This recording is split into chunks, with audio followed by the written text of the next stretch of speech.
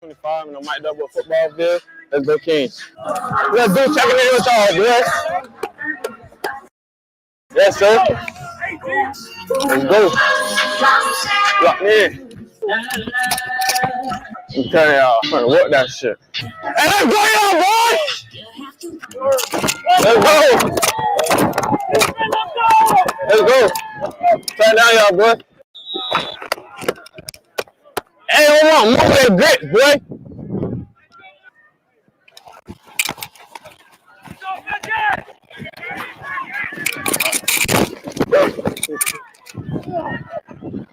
Hey, that shit little, bro. Get away with it, buddy.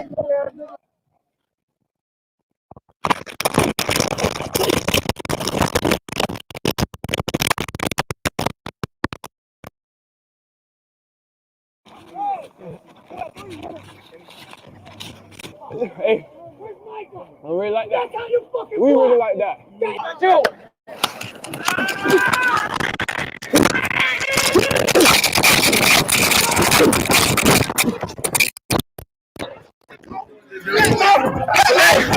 Hey, stop, no legit.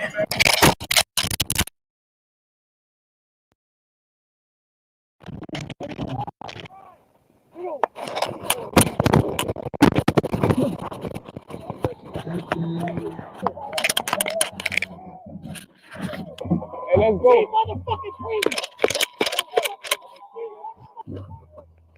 Hey, where the girl at? I need my foot wrap.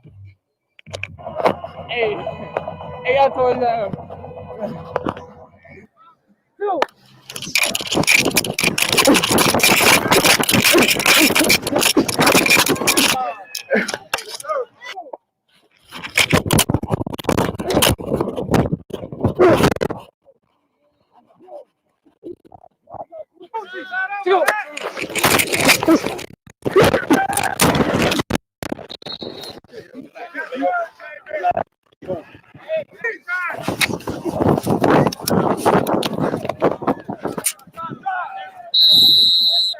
Oh, this is something.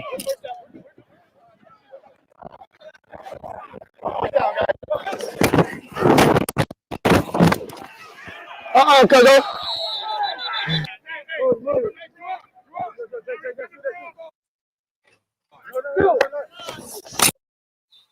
Yeah, what's going on, man? What's good, man? That's if y'all know who that is. That's Gerard Kringle. University of Miami commit Gerard Kringle. He came down here and ran all over my alma mater, Miami Northern, man. It was all bad. But that's his mic'd up that we have. That's the uncut version of his mic'd up that we have in the crib in our villain group me. It's like 4 minutes long. The one we're going to release is like a minute and a half, maybe 2 minutes long. We released 45 seconds of it. But that's the uncut version. What's going on, man? Y'all get in here. I know it's late. Y'all hit the like button and share. This is, you know what? I'll let y'all see. This is the crib right here. I'm gonna let y'all see in the crib real fast. This is the crib. This is everything we got going on in the crib. We got articles. We got articles, dog. We got articles you actually could read, like Billy Miami Hurricanes second scrimmage report. We got Miami Hurricanes second scrimmage defense versus offense. Cam Ward commands. What else we got? Miami Hurricanes. Ruben Bain rising force in Miami Hurricane defensive line.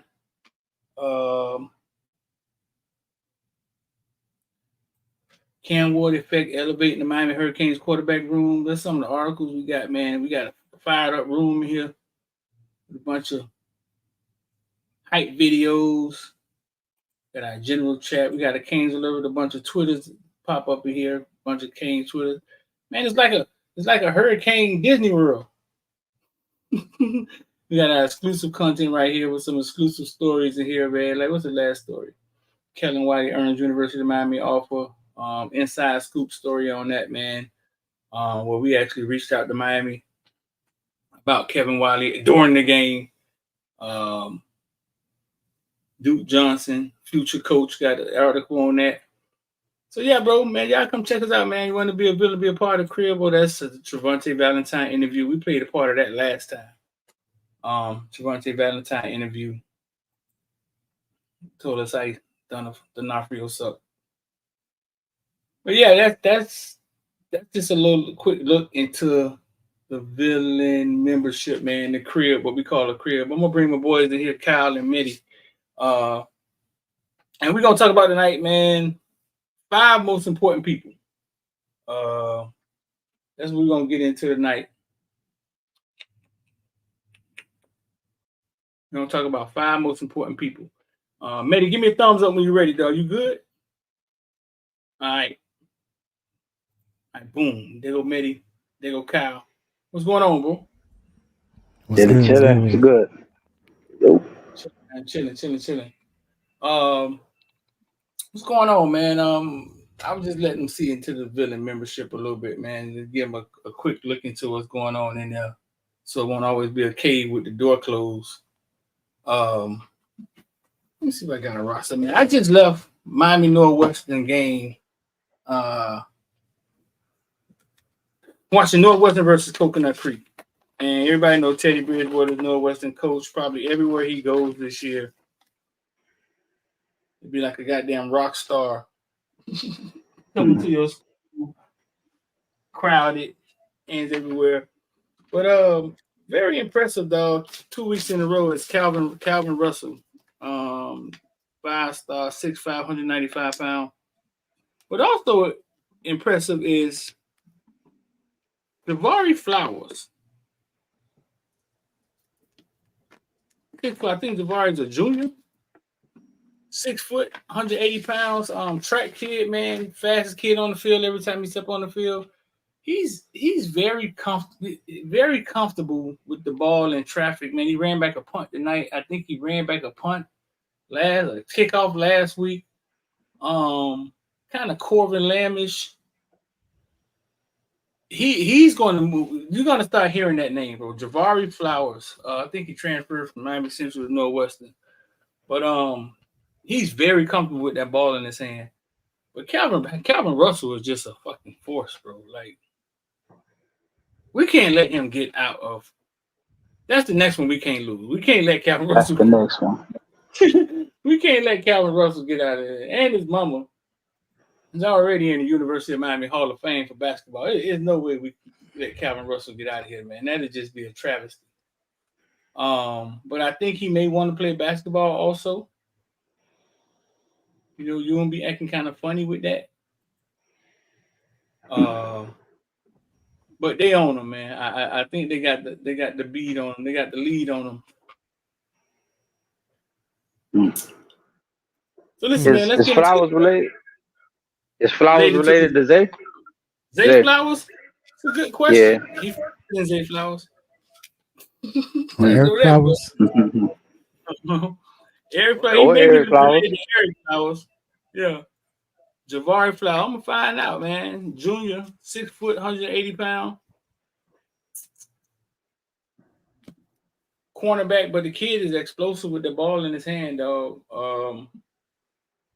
That's 2 weeks in a row. Northwestern just put their hands on Coconut Creek, and 31 zip when I left. I got 42-7 or 45 What's zip. 45 zip final. Oh, and they didn't look as impressive this week, and they still beat them 45 zip. Like they ran the ball a lot. They wasn't as sharp this week, and it still ended up 45 zip. Hey, I got a question. Not necessarily a question, but just a statement. It's funny, right? Like you have nobody can tell me any different, and I don't think you have some people that argue whatever, but the best area you're gonna get in the country for football is South Florida. Starting from West Palm and coming on down, right? But isn't it and it's so many kids, right? But isn't it always funny? I say this because you brought up Creek, but it isn't always funny how you have I know we got a lot of schools. I know we do. But it's always funny how you have schools that don't produce talent. And you got all these schools that, this cat came from here, that came from here.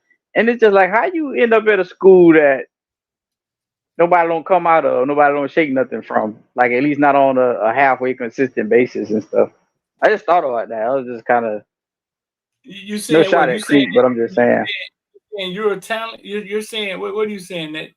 we How does have a so school? much talent. It's such a big talent base. Like how do you end up with schools that can't produce talent? Like there's no answer to the question. I'm just saying it's just odd like that. Maybe because you got too many schools, Well, but they don't. there's plenty of I guess schools that don't never. nobody's forced to go to their home school.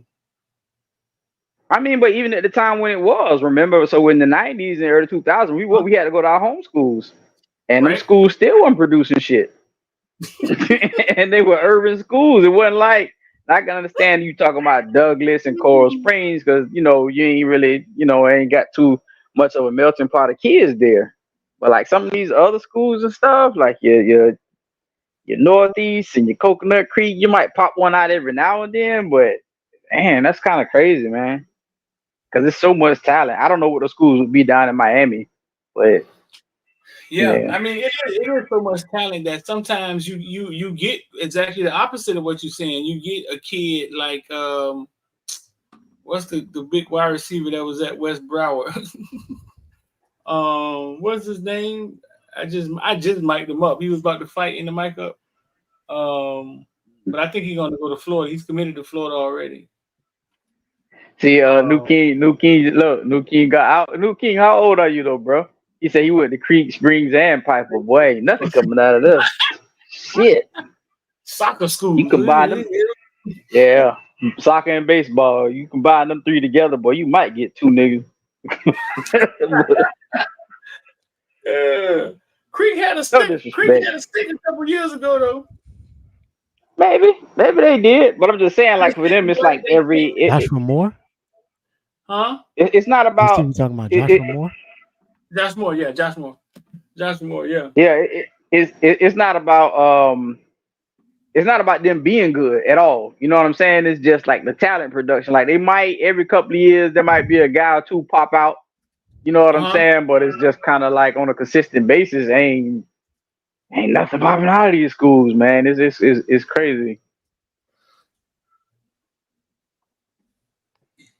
Yeah, I guess it is kind of hard to evade. Um, I kind of understand. I kind of understand what you're saying, but sometimes you do get kids that. I mean, anytime you get them and they somewhere they ain't supposed to be, somebody steal them.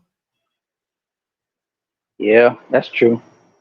Yeah, Monarch had Yeah, Monarch had all the wide receivers. Monarch, yeah, Monarch is like the wide receiver. I don't know, farm or something. They just farm him, and then people just come take him. hmm. It's different. It's different now because you don't have to go to your home school. So any school that want to dedicate money to doing it, that's how you get an American Heritage and Chaminade. Those schools was trash. But like they didn't even care about sports. But once you start caring, you want to put the money in. You can get the kids to come over, and you can build yourself a powerhouse if you have the resources and stuff. He said Walter. I remember Walter Dix. That dude was so damn fast. Walter Dix, Yeah, track yeah. He was guy. like a track. Yeah. Walter Dix was damn.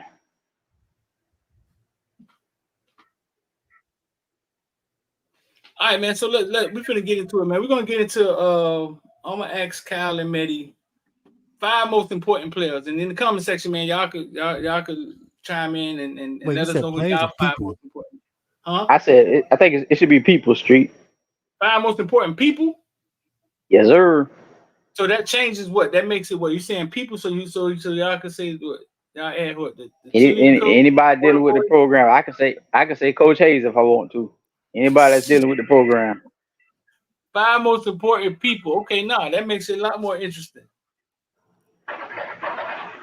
Um, 5 most important people. So it could be coaches also. Yeah, for sure. All right, so I'm gonna go back. I'm gonna go back to back. I'm gonna go 1-1 with y'all. So Kyle, since you created you created this, man, who's your first most important person? It's not in any order, right? You want to do the water, Medi? That's Medi because Medi already prepared. I don't have them like they're You don't kind have of a order. rank. They're kind of ordered, but I have like A's and B's too. So we'll cross that line when we get there. But yeah, we're doing order. I'm gonna start with my 5. We're gonna do 1 and 1. We'll go back and forth. I think if you go, All right. Yeah. So we'll do it like Okay. that. You going All right, first? man. For You want sure. to start? Give me your. I guess your. Give me your first one, Matty. All right, my first one, my number 5 is gonna be DB's coach Chevis Jackson. A couple reasons. For one, the room is not uber talented, but there's something to work with. So as a former DB myself, I need to see not necessarily staunch improvement because they're gonna have to fit into the system for what Guidry is coaching, but they have to, how you say, I got to see what we're working with, right? I've been on record saying, he's a prodigy of my man who's at LSU, and because of that, he's younger. He's been there. He's seen the mountaintop. He's won at the highest level in college. That is. So we need to see that translate into your coaching style when you get on field. On top of that, recruiting right now, he's doing an okay job. Not a great job, but he's doing a good job. The DB class we got is a solid class, number 9 recruiting class in America, and a lot of those DBs, I will argue, is probably a large part of the why our class is rated so high. So the recruits, if we want them to stay locked in, they want to also see some lockdown defensive back play. Daryl Porter should be a given already. I haven't heard OJ Frederique is coming along nice. I like the interaction that they had on the Canes camp or the Canes, whatever video, episode 3. I like what he was saying to OJ Frederique, but the other guys are kind of becoming like unknown, and I don't know if it's a good thing or a bad thing. So I just want to see how that translates when it comes to his actual coaching prowess in the season. He did this thing, when he was at Marshall and at Kansas, I believe. So I want to see it translate to the big boy football. So that's my number 5. Chevis Jackson, DB coach. Kyle, who your number? What you got? I'm gonna match your energy somewhat. Okay. I'm gonna say Damari Brown, because if Damari Brown is the starting opposite corner, yes. I've heard nickel, but they're all rotating out. Okay, so whoever. All right, so whoever's the cornerback opposite Porter, I'm gonna say it's that person, because that's the weak links in our defense, quote unquote, is in our secondary. Because we have a lot of unknowns besides Mish. Well, we got Mish and we got Porter, but you rotate a lot, right? So we have a lot of unknowns. We have a lot of guys that have played like a Jaden Harris, but we don't necessarily know what we're getting. And Guidry's defense relies heavy on communication, from the safeties. You know what I mean? So we gotta replace the production we got from Cam and James. It don't have to be as spectacular, but it needs to be solid. But we gotta have another boundary corner. We have to. We saw teams last year stay away from Porter and attack the other guys. And not that the other guys did a bad job. Sometimes we were just out of position in certain ways. Sometimes the safeties was out of positions. But we need that other, because we know what Porter is. We know what he's going to give us. We know what he's going to bring. So that other corner is going to be under a lot of heat. So he has to complement everybody that's back there in the secondary. Because if we get a corner on the boundary on the other side that can't cover, it's gonna mess up the whole defense. Because now you got to lend help to that side every time you get out there on the field. So I'm gonna say whoever's starting opposite Porter is my number 5. Whoever start opposite of Porter, which I think is Damari Brown. But it seems as if they all have been playing everywhere. Like it seems as if even Frederique has been on the outside. So once again, I mean, here we go with this like positionless type football that seems like football is turning to. All right, Matty, man, it's late, dog. Let's get this thing rolling. Who's your number 4? All right, for my number 4, I actually had a 4 Alpha and a 4 Bravo, 4A and 4B for the non-military folks. It's going to be on both sides of the line, man. Ruben Bain and Maui Noah, mainly because I got to see them both take a step and elevate. Like you got the preseason freshman hype, you got the for preseason freshman All American. You had a solid season for both of them on their sides of the ball, obviously, and then that translates to them being freshman All American the season's end. Now you got to make sure you avoid the possibility of a sophomore slump, right? So you got a situation where these guys are going to be teams are going to come at them a lot. Bain, I don't think it's going to translate as much because double teaming him means that you're gonna have a monster on the other side coming at you, whether it be in the form of Barron or Messidor or even Cole McConaughey if he gets his snaps. So you got to be careful about that. But Jalen Rivers is a proven veteran. He's been there. He's tapped in the guard and a tackle position. But Mount Noah, yeah, because of who he is and the hype that's behind him, yeah, people are gonna try him. We haven't heard anything bad come out from behind, from camp about him, but he's gonna have to be extremely pivotal to the success of the right side of that line. So those are my two. Making sure that we get Bain locked in and Maui Noah, CC Maui Noah for this season. All right. What you got, Kyle? My number 4, I'm gonna go with Lance Guidry. I'm gonna say Lance Guidry because anytime we've been good, we've been special. The defense always leads the way. So whether that's going back to the '90s, 2001, 2017, the defense always leads the way for us. So it's up to Lance to keep cooking. Teams have had a year to scout him out and see what he dials up. So it's just up to him to keep cooking. I think as the defense goes, we're gonna go. So that's why Lance is he's that kind of important to me. I believe in him and I trust him. I'm not worried about him, but I think that's his importance is that number 4 slot. Lance, gotcha. What you got for me, Matty? Where we on number 3? Mm-hmm. Yeah, all right. So for number 3, well, before I get him on number 3, to kind of piggyback off Kyle, yeah,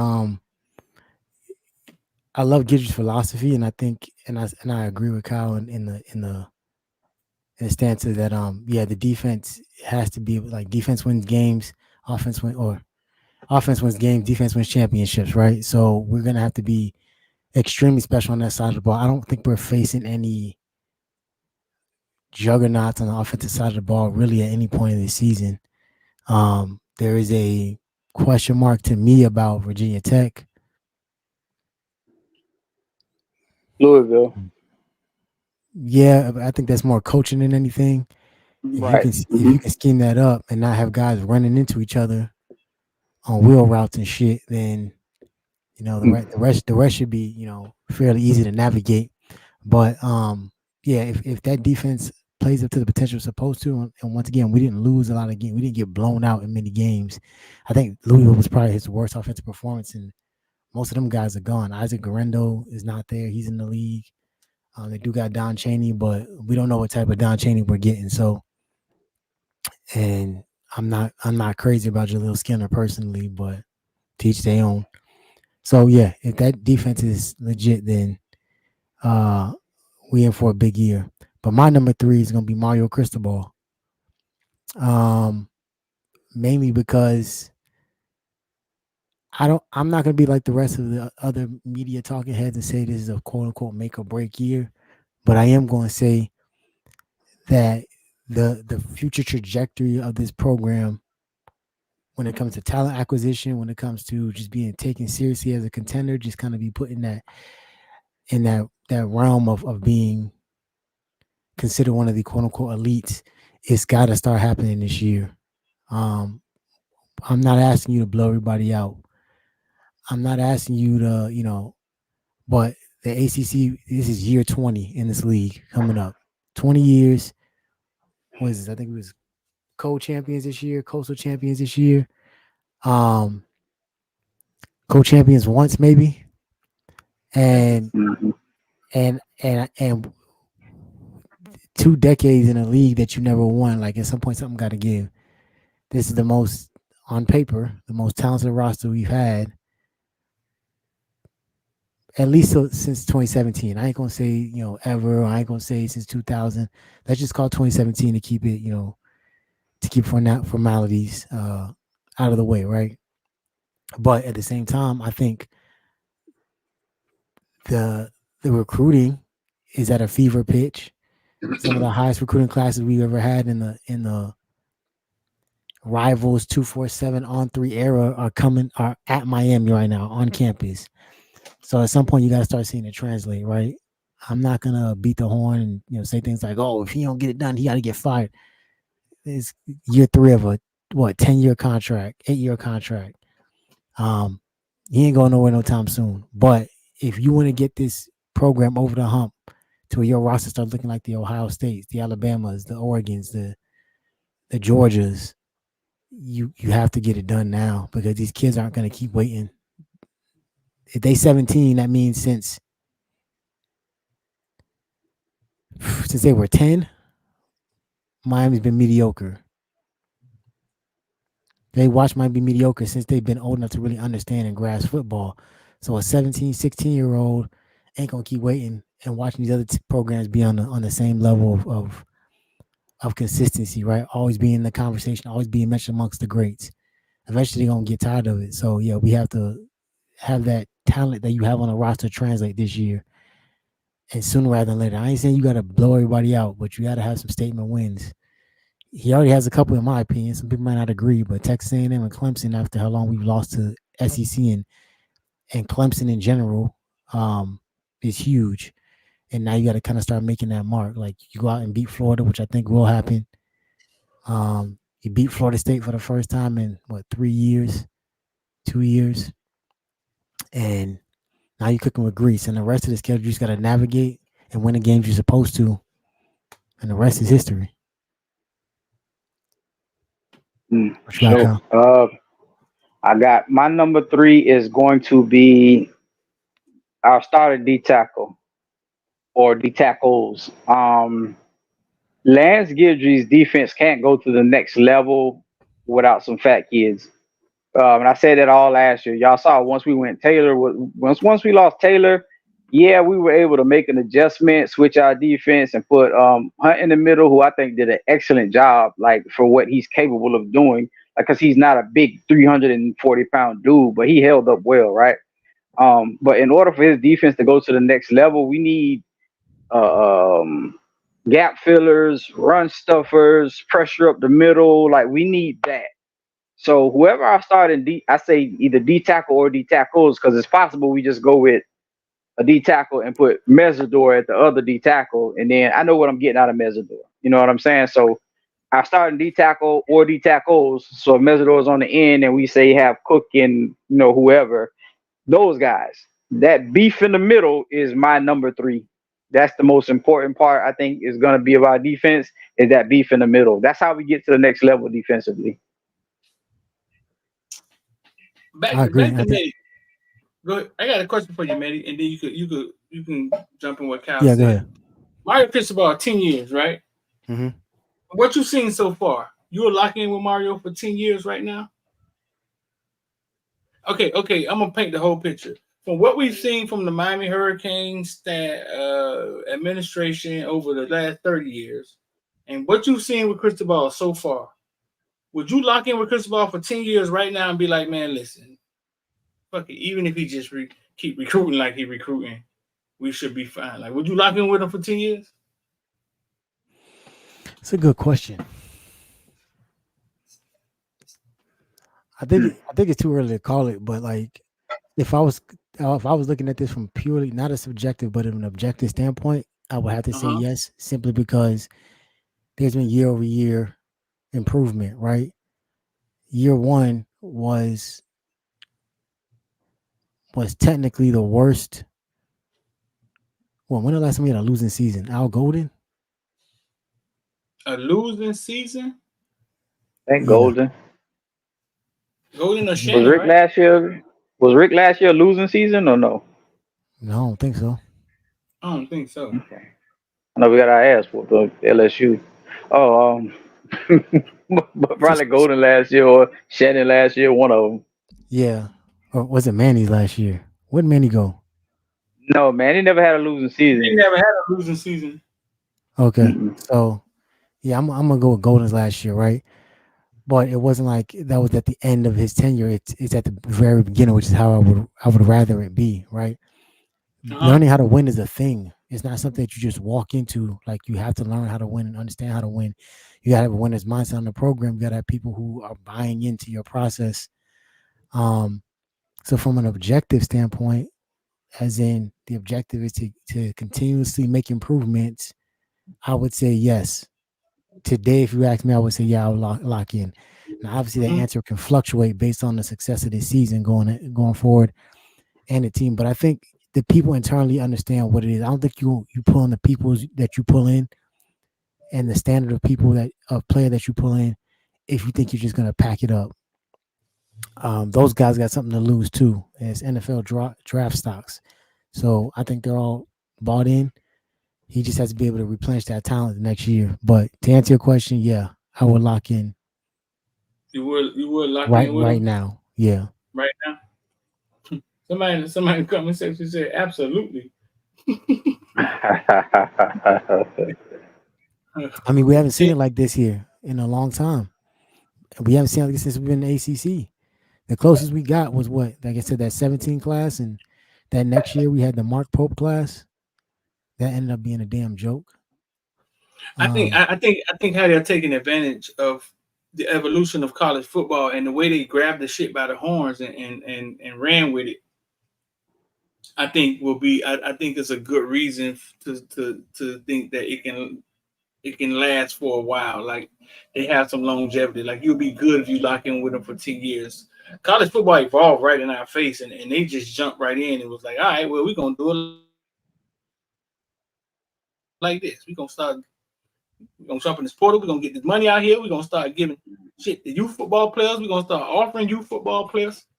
Um, yeah, I think they're setting a foundation. I do in a college football landscape that people are trying to figure it out. It seems like we have it figured out.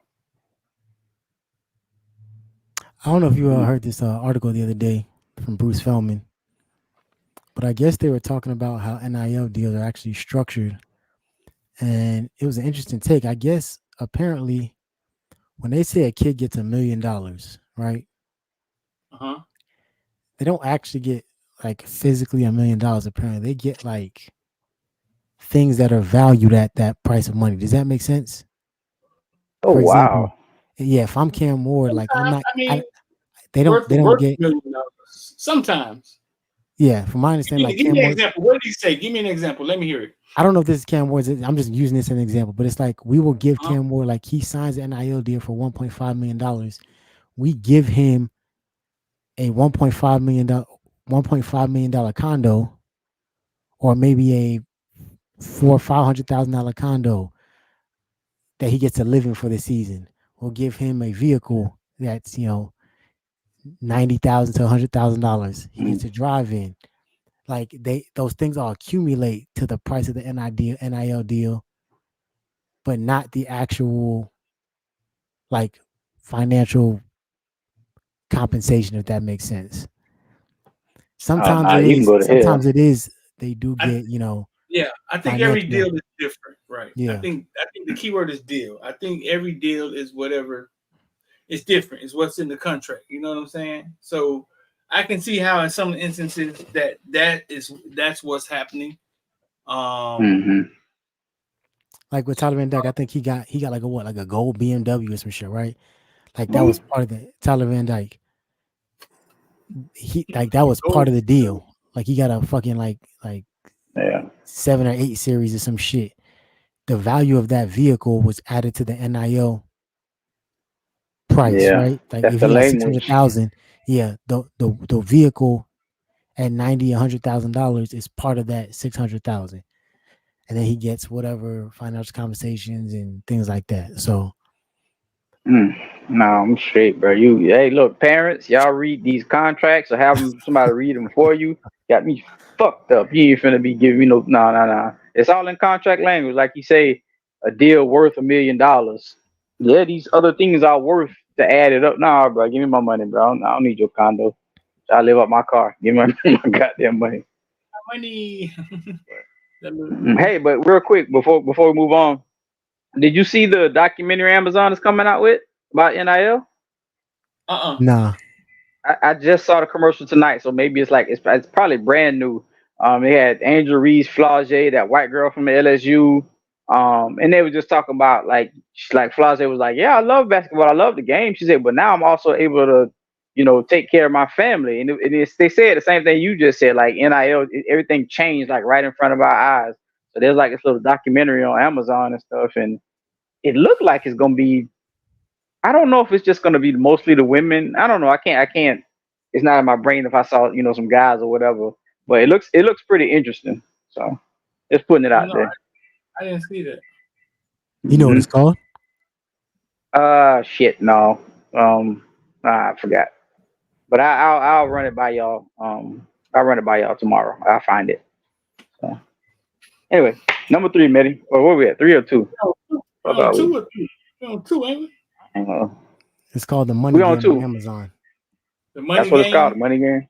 Yeah. If you just watch the commercial, it looks like, oh, okay, look like some shit we should have been doing. But it looks good. Oh yeah, they got it looks like it's focused around LSU. Yeah, it's focused around LSU. That's what it looked like. They had the most money. They got Them girls there. Jaden Daniels in that shit too. For real? Oh, okay. Nice. Comes out September 10th. They got the basketball girls and the gym girl. Yeah, because she made the most, right? The gym girl. Libby Dunn, yeah. Yeah, Well, she made the most. I think she did. She was the highest paid NIL. The gymnast. Damn. Yeah, I think she was the highest paid, wasn't she, Betty? Hold on. It's going through everybody's. I remember seeing the list last year, and it was like, obviously, nice little pretty little white girl. It ain't showing I money. think, yeah, I want to say, I saw that list last year. Like, I ain't in front of my computer, but I'm sure if you Google it, like last year, I'm sure it'll come up because I remember seeing the list, and I believe she was number 1. Apparently, it's executive produced by Shaq. Is it? That's why Shaq was in it. I did see Shaq in there. Okay. Yeah, and Shaq is LSU, right? Yeah. Okay. Yeah, we need Miami to jump on this next year. Nah, we don't need nothing for them to look into our. Yeah, we don't need nothing for them to look into our system, how we doing stuff. They can find a reason to find us. They got who? Your girl on there. Who? You know what I'm talking about. Somebody mom. Yeah, you know what I'm talking about. Ooh-wee. Anyway, let's go to number 2 for y'all. She want to check that. Who go it is? It's my turn. Let me get you number 2. It's gonna sound weird, and it's not completely all the way, but the fans are my number 2. Now, granted, obviously they got to put a product on the field that's gonna make y'all want to show up in droves, but there's an opportunity, man, for this to look like something we've seen in the past, in the not so distant past, and the fans have got to be a large part of that. Now, I know inflation and everything going crazy right now. I ain't gonna get into politics and all that, but if you can get tickets and go to the games, man, go. If we can create that atmosphere that's gonna make it at least somewhat difficult for other fan bases to kind of see how we operate and see what it looks like when it's at a fever pitch, then why not, man? The damn Inter Miami, they terrible, but they be in them damn games in droves. Copa America, they almost blew the damn stadium up for the Copa America. And Messi played like 20 minutes. So it's one of those things where, like, if you winning or even you have an aura of winning, the fans are gonna come, man. That's why all these other places that got, nothing to do on Saturday except go to the game, that's why they packed, because they at least build up a culture of at least look like they're trying to win. So yeah, if the fans show up, this can also help be a special season. So I think they're important too. That's my number 2. All right. My number 2 My number two is because everybody, I'm sure everybody knows who number one is. So my number two is going to lead into number one. So my number two is Shannon Dawson. I mean, y'all know for every freaking reason imaginable, Shannon Dawson is my number two. He has to be successful in order for us to be successful. He cannot be pedestrian. He cannot be average. Clearly, he cannot be bad. And he's under the most pressure. I said that the other night on the space. Um, he has to match what we think we're going to get out of Gidry. He has to take advantage of what we spent in the portal. He has to take advantage of Mario's patience and aggressiveness in making sure we have the best quarterback we can possibly line up. Right. Yeah, we did it with a little bit of hope, but you got to take advantage of what they put in front of you, bro. They don't went to they went grocery shopping. They went to Whole Foods. They didn't go to Winn Dixie or they went to Whole Foods and came and brought you all this organic shit and told you, hey, boy, listen, we bringing in, what is it? We bringing in Gordon Ramsay to test your shit. So you need to be on point. So, Shannon butthole should be clenched real tight right now. He should be real tight. Every night he should be up thinking about what he gonna do in this situation, that situation, and situation that might not even happen. So it's him. That's the most important. The second most important facet of this team is him, provided that he's going to be on his own and able to do what he wants to do. Because if that's the case, dog, hey, the ball is in your court, homeboy. That's my number two.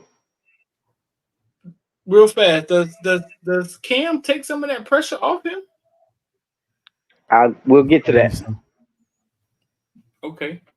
Your number two. What's your number two, Manny? I get my number two. I'm on one. Now he on his number one. Okay, you went first. Okay, what's your number one? I think we both got the same on one. It's pretty much a given, but yeah, Cam Ward. And Ward. And kind of like what Kyle was alluding to, yeah, he does have to help take some of the pressure. The things I've heard out of camp have all been positive. I don't think I've ever heard reports out of camp that sound like this, where it's like, Cam does this, he can, the way him and Shannon Dawson are kind of on the same level where they, he can, the same thing that Cam's thinking about, he's thinking about, and they're synchronized. I think it's fantastic. That's what it's supposed to look like, right? If you're planning on winning at the highest levels, I think him getting the opportunity to, sounds like, I'm just making an assumption, call his own plays, adjust things at the line, like really be an NFL quarterback is going to benefit not only him, but yeah, someone like Shannon Dawson and his play calling prowess. Because yeah, if they can have that synchronization throughout the entire season, like, yeah, this can be special. I really think so. I think he is a way better quarterback than Jordan Travis. Mm-hmm. But Jordan Travis was able to kind of figure things out in a way that kept his team from losing the game a lot of times. So there are some days that the defense came out flat, didn't hold up, was probably maybe underperforming to some teams that should be on paper way better than, and he ended up, willing his team to wins, right? Cam's gonna have to have a similar situation, and yeah, he's gonna be the catalyst, because yeah, like Kyle's analogy with Whole Foods is like, we gave you everything you need. We gave you 3 receivers. We're bringing back a fourth in Arroyo, who's probably going to end up being one of the better tight ends in the conference, at least. We gave you an absolutely stable of running backs, a great offensive line, like and a gem at quarterback. So I would argue, yeah, he probably does add to the pressure of Shannon Dawson, because there's no excuses really. Gidry, I can give him a pass because Gidry turned shit to sugar. He lost a fucking defensive tackle and transitioned to defense mid-season, and he was still successful. That's called levels.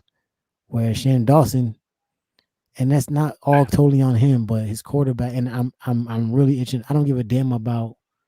I don't know what team Tyler plays for anymore, but was it Wisconsin? Yeah. Nebraska, Wisconsin. The Wisconsin. All them shit's the same to me. Anyway, So we'll see if Phil Longo can make him, turn him into what he claims that we ruined him from. But whatever. If Shannon Dawson can figure this out, and Cam Ward can take the reins of this offense and lead us to the promised land, then yeah, he's my number one most important person this year. Cam Ward. Who you got, Kyle? So my number one is going to be Cam, but it's going to be Cam McCormick. Simply because you have to protect.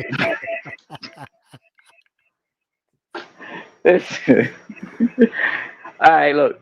My number one is gonna be Cam Moore, right? Just like everybody's number one is probably gonna be Cam Moore. For two reasons. Y'all may get mad at me for breaking this shit up. I don't give a goddamn because I'm gonna do it for probably the next 3 seasons. This Cam goes fucking down. I don't know what the hell is behind him because we ran JB11 out of town. Y'all can kiss my ass. I'm gonna keep on talking about it. So we don't know what we're gonna have in the back. Like, you know what I'm saying? But we've heard, but real talk, but we've heard Cam has helped to elevate the quarterback room as well, like just from internal growth, which that's what you expect from a quarterback, right? It was somebody always brings this point up. I think it was either Heat or Jay White. I think Jay White brings it up a lot. He says that when TVD got here, he had De'Aaron King. You know what I'm saying? And we can say it's a coincidence, but his best time was when De'Aaron King was here. He had a guy showing him how to lead, showing him how to play, showing him how to practice. Why he didn't pick up those habits and keep them, I have no idea. But that was the truth. So now it seems like we're seeing it from Cam. We're seeing the guys from what we heard from these guys in spring to what we have what we're hearing now is kind of night and day, right? He's elevated the quarterback room, not just by his talent, but by his presence and getting those other guys ready, right?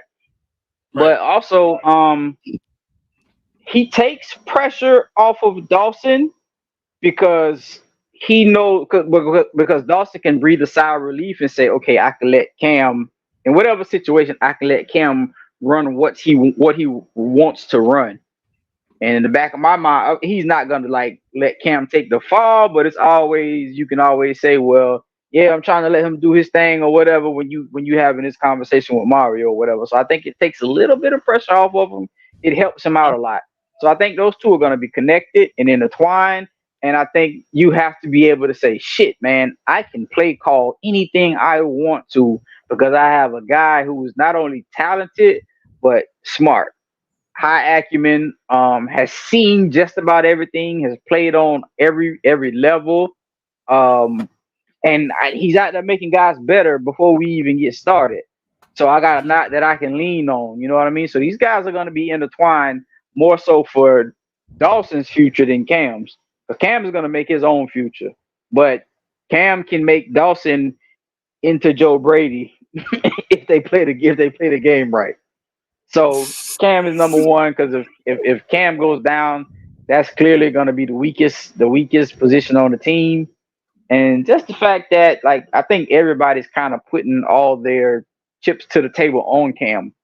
I really think so. Like, yeah, Martinez is a good back, but it's not like, it's not like, hell, we got the reincarnation of a Marshall Faulk back there where if Cam goes down, just hand the ball to Marshall. It's not that type of party. The football isn't even play like that no more. And it's not like we have a Randy Moss at receiver where if Cam go down, hey, Emery, just throw the ball over to that guy. We don't have that. So this is our super stud. We got a lot of good players, a lot of really good players, but this is our super stud. So we lose him, or if he don't, bring it every night, man, we done for. So I think I've said everything that everybody else is gonna say. We know it's Cam, hands down. So. Man, you say you haven't heard. You haven't heard reports coming out of Green Tree, like the reports you hear coming out on Cam. You haven't heard.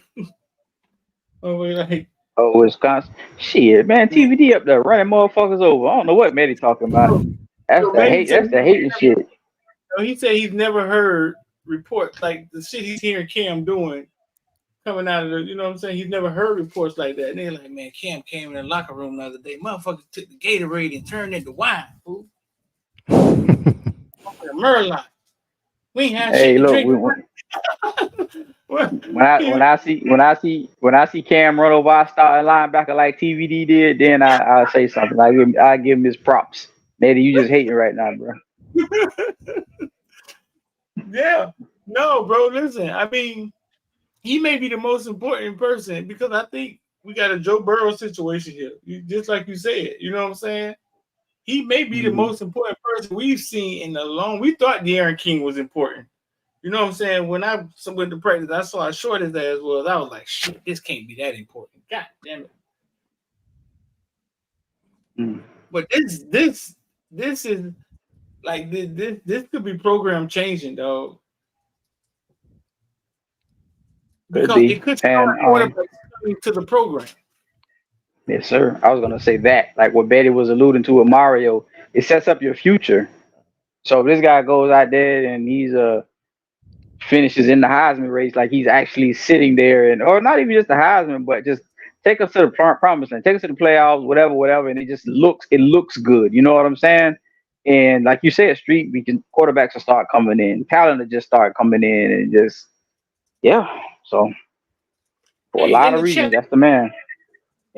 like, listen, like we have literally sucked for every linebacker you and wide receiver you and motherfucking right guard you that we call ourselves. We have sucked at quarterback, dog.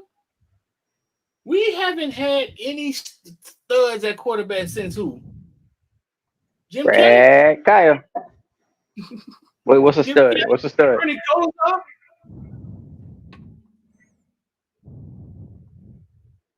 I thought Brad Kaya was legit, man. I thought Mark Rick fucked him over good. You know what I'm saying? But I thought Brad Kaya was legit. But no, we haven't had any studs at quarterback. Like we haven't been quarterback you like nothing even fucking close. In a while. Last quarterback we sent to the draft. Ooh. The throw. Kaya. The throw. Kaya. Oh, Yeah. that be saying like the combine. I think De'Aaron King went and played Yeah. quarterback or something. De'Aaron King didn't throw. I think he played receiver at the combine. Kaya? Yeah. Yeah, I think Had to be Kaya. Yeah, I think De'Aaron King played receiver at the combine. That's sad. Dog, God, we that's have sad. not. Dog, like, yeah, bro. Like, we have not done anything at quarterback, like remotely anything. Yeah. And we've had highly ranked guys come in, so it's not like we ain't been able to pull guys. That's not the issue. The issue has always been our damn coaching and development, and whatever we got going on. Because we've pulled in guys. I didn't like Brock Berlin, but he was highly rated. Kyle Wright was the number one or two quarterback in the country. Brad Kaya, Ja'Cory Harris was top notch. You know what I'm saying? We almost had Teddy Bridgewater. We just don't know what to do with quarterbacks. It's been like, yeah, this has not been the place to go for quarterbacks, bro. So that's the list, man. I mean, we figured Cam Ward, you know what I'm saying? Cam Ward would be everybody's number one. I mean, but it's just rightfully so. Our Black Jesus came back to us, and and you know what I'm saying? And he lived up like LeBron said, like he wouldn't wish the expectations he had to live up to. He wouldn't wish that shit on nobody. You know what I'm saying? Cam Ward has, I think, overly delivered so far on what we thought he was. I'm not sure what we thought he was after he shunned us the first time. You know what I'm saying? We thought he was a goddamn, I don't know. We didn't think highly of him. But he the things I've heard about him, what I've seen. Stephen Morris threw at the combine? Huh? Who? Stephen Morris? Mm-hmm. Oh, Morris didn't throw at the combine? No, I think who's combine? UM's or Pro U and Pro Day? I don't know if he went to the combine. Morris. Yeah, I don't know about that one. No. He was a walk-on? What the hell he did? That's crazy as hell. 7 years ago, someone made a highlight tape of a preseason game of Stephen Morris versus the Cowboys. That shit says Stephen Morris versus Cowboys preseason week 2, 111 yards plus TD. Future 2017, 2018 highlights. Yeah, God boy, had damn, high hopes, boy. Yeah, man, high hopes for that boy. that's crazy as fuck. Oh boy. Did he throw it to come back, Matty? Nah, I don't think so. Okay. But now, listen, bro, let's get out of here. Villante talk, man, every Thursday night, man. We just went on a little late tonight because I just left a high school game, just watched Northwestern and Teddy Bridgewater whoop on somebody. But I'm gonna leave y'all with this, man. Me and Hayes had a funny excerpt last night, dog. I thought was fucking hilarious, dog. Maybe it was me. I don't know. But I thought it was hilarious, and it was about the emergence of Jordan Lyle, right? And everybody being worried. I might just let y'all watch this all the way out. I thought it was hilarious. I'm gonna sit here and watch it for a second. And everybody's saying, well, if Jordan Lyle getting carried, what about Mark Fletcher? What about the Durango kid? What about fucking Chris Johnson? What about the Hellcats? And we forgot what depth looked like. You know what I'm saying? So just check this out, though. I thought this was hilarious, though. Maybe it's just me. Y'all might sit here and y'all might not even laugh at the shit. But I thought it was hilarious. What? Out of nowhere. I'll just tease you. That's a good question, bro. Let me see. I want to see what Pancake Huncho do, bro. Pancake can do anything. I think they're from different tribes, though. It's quietly turned into a lockdown freshman cornerback, dog. He had 2 interceptions in the scrimmage the other day. Yeah. Man, okay. And I think Jordan Lyle is Nick Chubb, dog. What? I think he's from a different tribe, bro. Him and Elijah Austin. I mean, what's the other tight end name?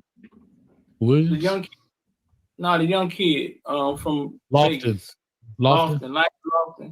I think they're from different tribes. I think they're from that football cut. Don't get hurt. I think they're those don't get hurt, can do anything. I think they're from different tribes, though. That's interesting.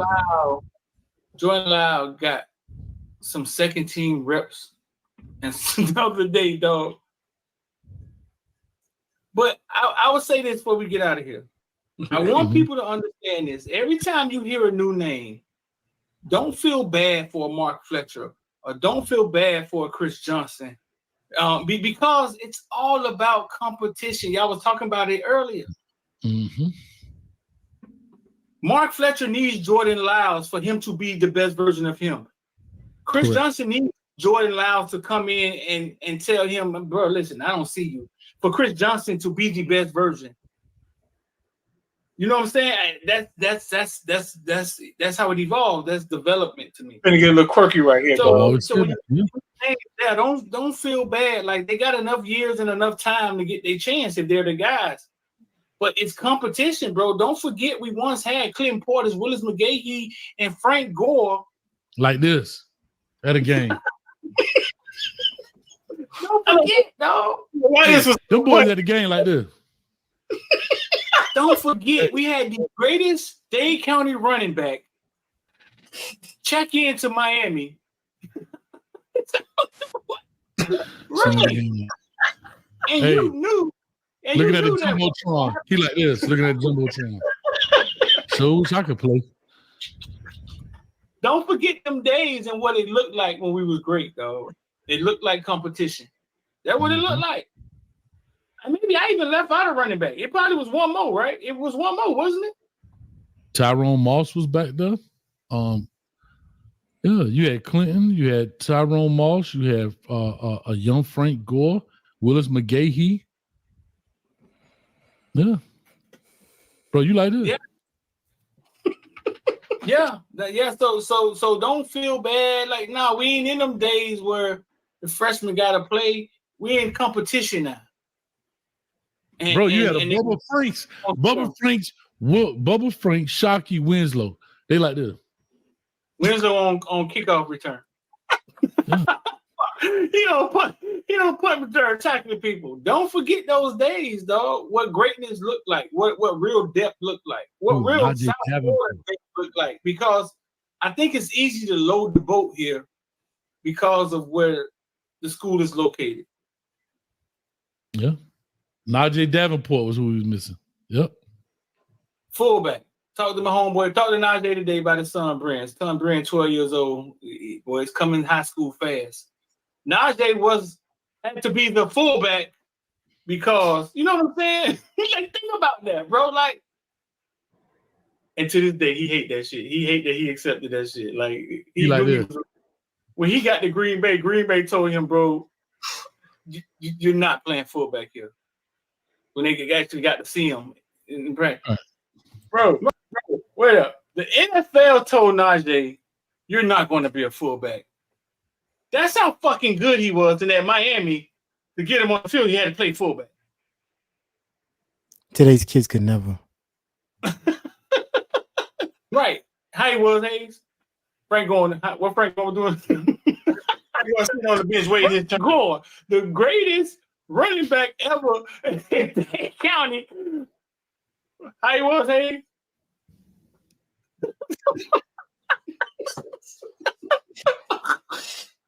Couldn't even find his helmet. He didn't know where his helmet was on the sideline this person. The dog got there like this. He got there playing with his glove. He like this. He like this. If he's back in, put bunny ass behind people's heads. Like this.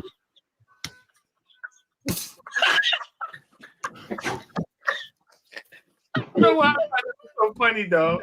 Why is this so funny? He like this. Because I think it's funny because we were spoiled. That's true, man. That is so true, dog. And y'all worried about like y'all worried about where you know what I'm saying? Where Hellcat at? Like, hold up. Then he like this. He ain't played all game. He like this. Dang, that y'all a little dirty. Hey, I get another glove. I get some more gloves. Street. And he doing this, right? Coach walk by. The coach walk by. He like this. Hey, Street. Now, mind you, he done told coach. Hey, Street, he done hit coach like this, man. Hayes definitely had somebody do that to him before. 1000%. Hayes probably did it himself. The greatest Dade County running back ever. And y'all worry about how Mark Fletcher feels. Mark Fletcher needs Chris Johnson to be great for him to be great. I mean, I just got to understand that. That boy, they're like this. Y'all boys stay locked in. Y'all boys stay locked in. Hey, no, Frank going so competitive, dog. I'm sure he was pissed off, dog. I know Frank. Frank has zero understanding. I think Frank still to the day of fight with McGahee, dog. Like he has zero understanding, dog. Damn, why was that so funny? Why was that so funny? You know why? Because as many sidelines you've been on, you done seen that dude like this. Because one, he mad he not playing. Two, he know he can make plays. And three, he don't want nobody to see him. So he sit on the bench like this. No. And when they score, he be like, look at that Jumbotron. Man, I could have did that shit, man. I could have did that, bro. Coach tripping, bro. Now I'm finna transfer from this, man. I'm finna transfer, man. They got me messed up, but I'm finna transfer on my mama. I'm finna transfer. No, on that note, dog, the one guy that I saw on the sideline that was the maddest every game was Deontay Mullins. And the last time Miami had just won a game, like it was a big win, and he was sitting on the sideline, furious. And I said to myself, he ain't gonna make it, dog. And then he went into practice, got in a fight with the coach, and that's when he got kicked off the team that same week.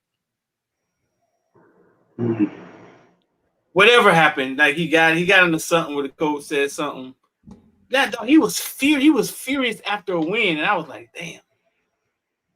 Like he ain't brought into nothing. Is that the game where he got in for a play and dropped the touchdown? I don't know if he played that game. He just was always mad that he wasn't playing. It was like, I don't know, dog. But I want y'all to understand that. Don't forget those days, dog. Like, y'all want Mario to recruit every 5-star. Well, they're here. Them motherfuckers gonna have to fight. It's only 11 on the field.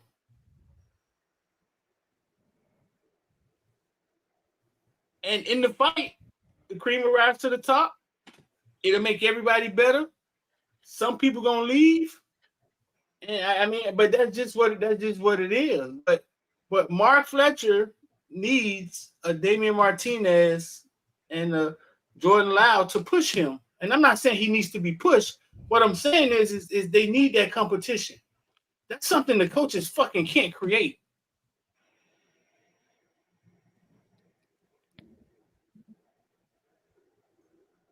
That's peer-to-peer shit. That's when you really getting active. That's peer-to-peer shit. You know what I'm saying? Yep. Mm-hmm. Well, all right, man. Let's get up out of here, man. It's late as hell, bro. Anything for y'all to get up out of here? I just randomly saw on Twitter. I guess they're making a live, like, you know, I did the Fresh Prince of Bel-Air. Yeah. I guess Martin's trying to do that with Martin. Like a new one?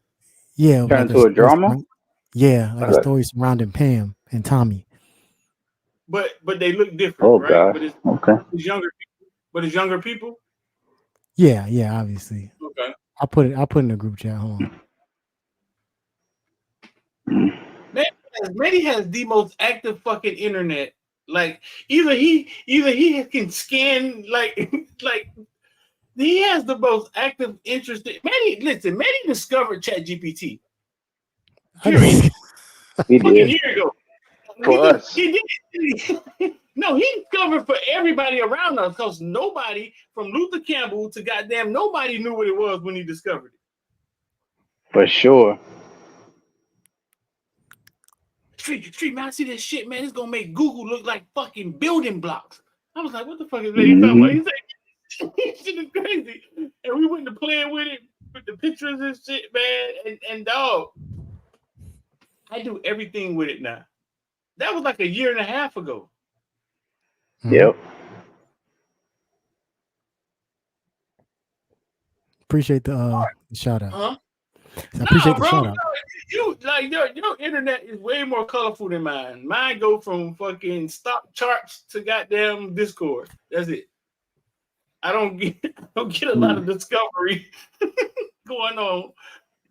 I just seen that shit on Twitter randomly. Cause I guess Kamala Harris's sister's trending. Her sister, she fine? Yeah. Uh-oh, let's go. Oh, word? She's 47, but yeah. We'll check that out. All right, man. He don't look 47. I'll leave it at that. Yeah, shit. Kamala is how old? She don't look 59. She don't look 60. 59. Yeah, 59. Shoot, I sop her up with a biscuit. She don't look 60 to me. Come on over here, Kamala. All right, she don't like nigga street. She don't like, yeah. I was fucking heartbroken when I saw her family, man. I was like, she got a son of a bitch. I was heartbroken. Let's get out of here, man. Let's get out of here. Hit the like button. That's going down the wrong road. Hit the like button, man. Share. You want to become a villain, dog? The link is in the description and is in the comment section right there. Boom. And shout out to IOD Squad, Investor Die, bro. We just changed the platform to also Y'all can jump in that right now, man. 3-day free trial period for $19.99. Half the price it costs to jump in that motherfucker. So I put that in the description, man, and let's get up out of here. It's late. And I'm tired in the summers. Appreciate y'all, man.